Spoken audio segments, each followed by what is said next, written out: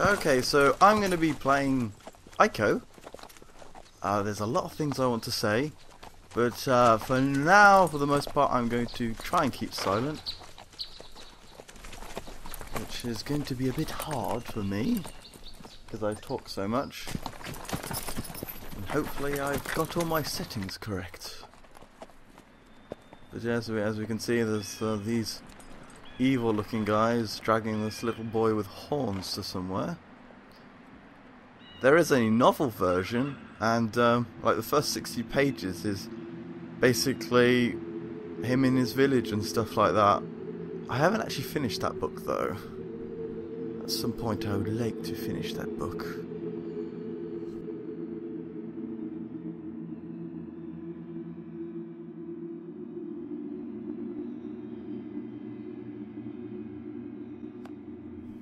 Now that's very bright. Oh, the amazing Ico screen trademark. God, I haven't seen this in a long time. So yeah, this was released in 2002. Actually, it was released in America actually in 2001. Oh, this is the trailer to the game, which I don't want to spoil yet. So let's I'll skip past that. In the actually the North American version, so we want to go new game. It was actually load. So let's go new game. There's quite a few differences between the PAL version and the NTSC version, but I'll try and remember to say those as I go along. Huh, so those the three knights like in the boat going away. This is definitely a very hidden gem kind of game, and it really shouldn't be. Everyone really focuses on Shadow of the Colossus, which is made by the same team. Team Ico, or probably Eiko, if you're saying in a Japanese way. Some very well designed like buildings, etc. Of course they have aged, because it was originally going to be a PlayStation 1 game, but it got changed because, well, mostly because they thought that the PS1 couldn't quite handle certain things. And they also changed the main programmer and other things like that. Yeah, this looks very good. No, okay, no, he's still on the ship.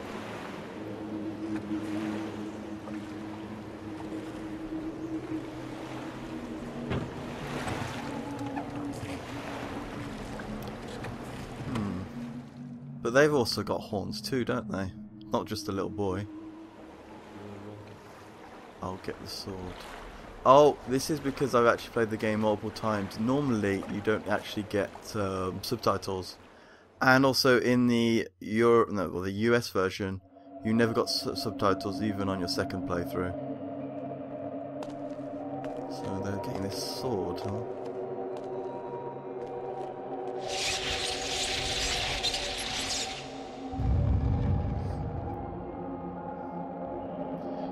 Later on in the game, you do get a similar kind of sword. Well, not that similar. That's another one that's actually unique to the European version. Also, if you got the HD version, you are getting an enhanced European version, even if you are in America. So there's that.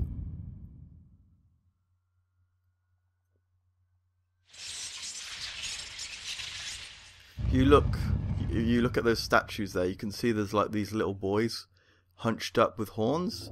It's a lot harder to see in the PS2 version, but the PS3 version is a lot easier to see. It's that glowing thing over there.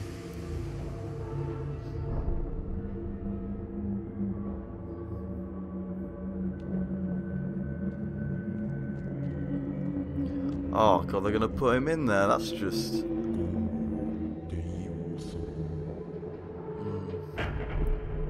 If you go in the manual and on the official website, it does say that he was a cursed boy, and that's why they've put him in there.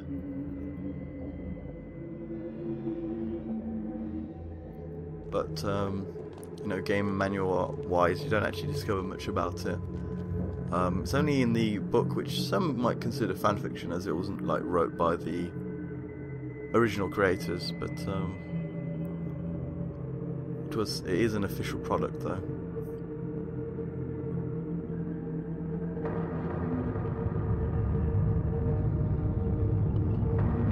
Yeah, the good and bad thing about having like this PS3 version is you see more detail, but you also see more of the imperfections, as you know, it was never meant to look, never meant to be in this high resolution. They did a really good job with this game though. Oh, because that's quite lucky. I've never actually thought about this. The only reason he got out of there was because of that little earthquake. And then with his force he managed to move it. Which is very interesting. Oh, it looks like he's did he break his horn?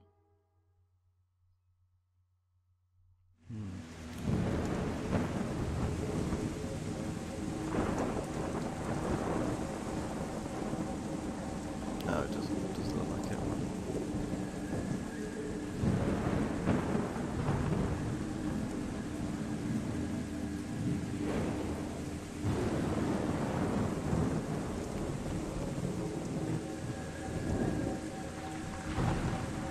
Oh god, that would be scary, wouldn't it? Seeing like this black goo coming out from there.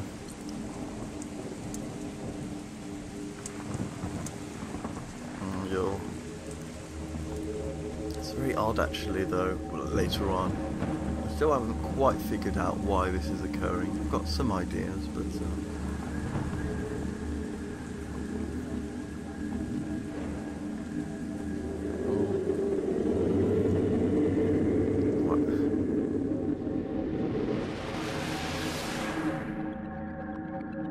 wait, that was a dream?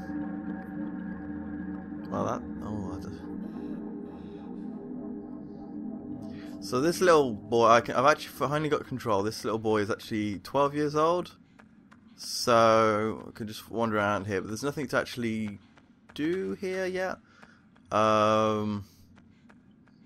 We will be coming back here a lot later on in the game.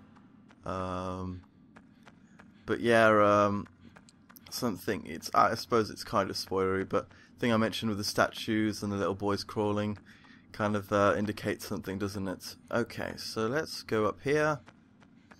There is for this HD version, there is a trophy you can get. I've already got all the trophies though. So okay, let's pull our first lever. Or is it lever? I don't know. It's to finish this game in 2 hours, and it is easily possible, but it takes like about a minute to save, so I'd say only save about 2 times if you're ever going to do it. I'm not going to try and do this like a fast playthrough, because that's just not going to be very enjoyable, is it?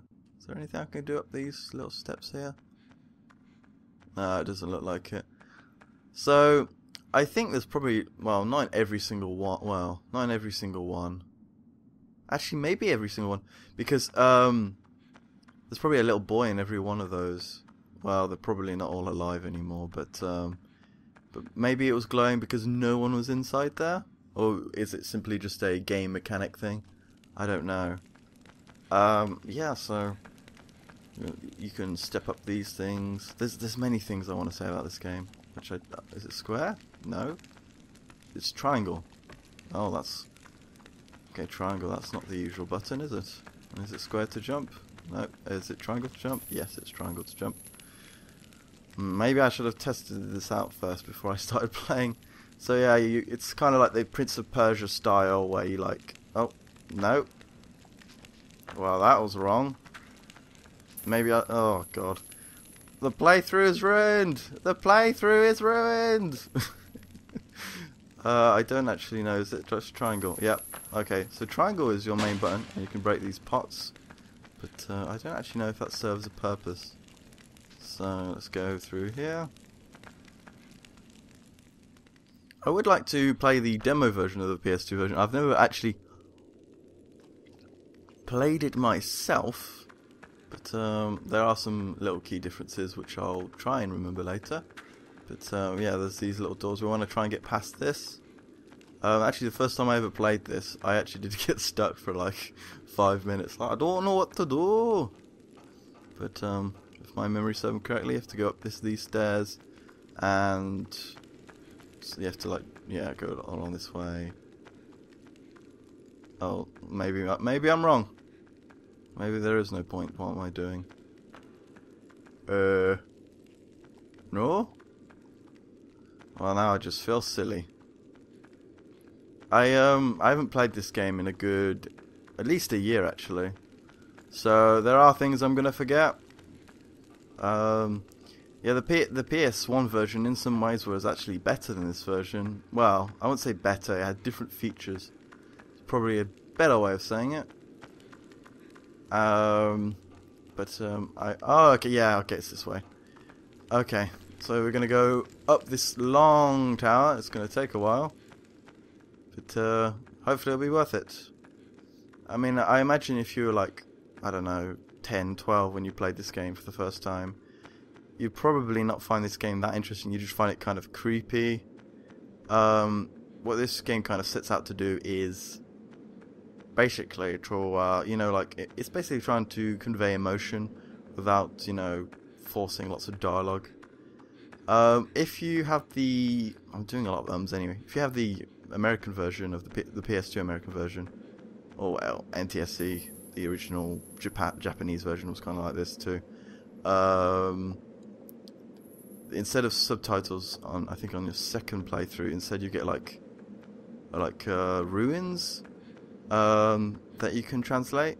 It's actually quite smart actually, because like B is like a bird symbol, and then you can kind of translate it that way. But I'm pretty sure you got to like translate it like it's Romaji and then to Japanese. So it is a bit complicated, but you can figure out what they say.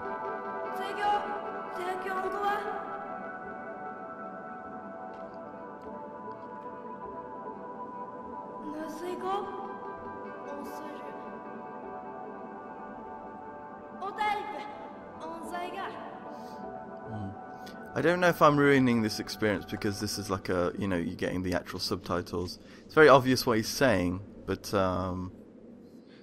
maybe it makes it worse, I don't know. So I don't think there's actually anything, there's no point going that way. But yes, no, I shouldn't spoil it yet, but there's stuff about the language I will talk about later. But, oh, let's go down here.